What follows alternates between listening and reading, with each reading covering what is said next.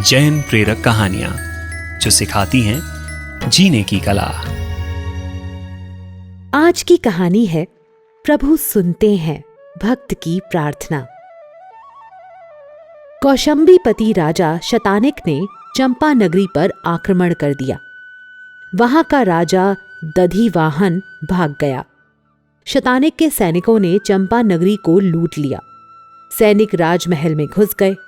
रानी धारिणी व राजकुमारी चंदनबाला गुप्त मार्ग से बच निकली, पर एक सैनिक ने उन्हें देख लिया।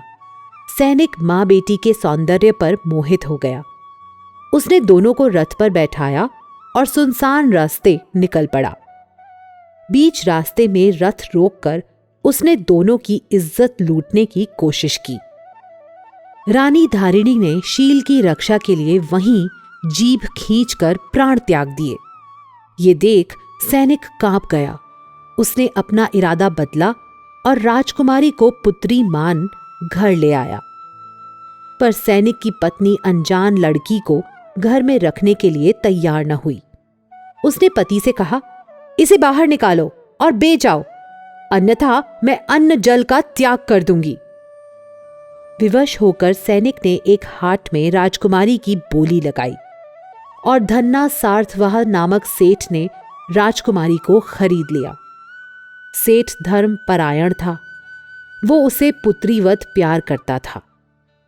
चंदना भी उसे पिता कहकर पुकारती थी।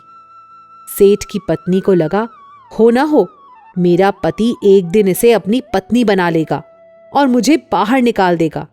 इससे पहले मुझे इसको ही ठिकाने लगा देना चाहिए।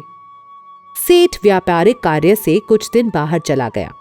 सेठानी ने मौके का फायदा उठाकर चंदना के सुंदर बाल काट डाले और उसके हाथ पांव को बेड़ी से बांधकर उसे तलघर में फेंक दिया। भूखी प्यासी और बेहाल अवस्था में भी चंदना ने धैर्य न खोया और प्रभु स्मरण में लीन रही। सेठ वापस आया तो घर पर ताला था।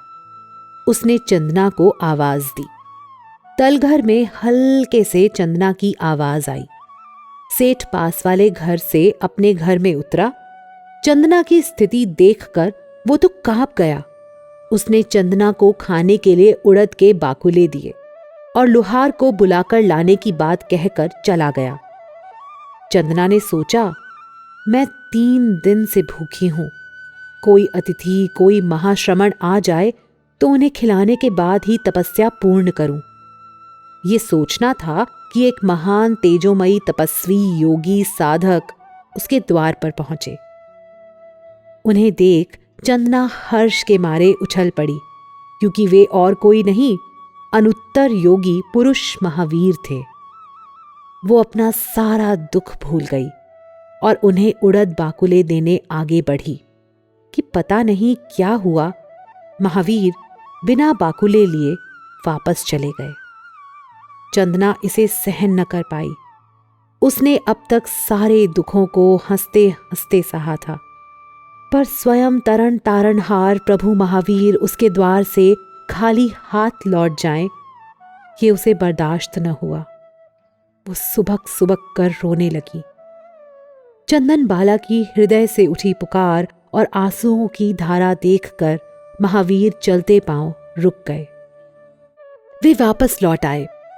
उन्होंने चंदना से उड़द बाकुले क्या लिए, उसके सारे दुख को अपनी झोली में डाल दिया और कहा, जहां ऐसी तितीक्षा और समर्पण होता है, वहां महावीर को ही नहीं, दुनिया के हर भगवान को प्रकट होना पड़ता है। परमात्मा की आज्ञा के विरुद्ध कुछ भी कहा हो तो मिच्छामि दुक्कडम। जैनम जयतु शासनम। और जैन प्रेरक कहानियां सुनने के लिए जुड़े रहिए पार्श्वनाथ मीडिया के साथ।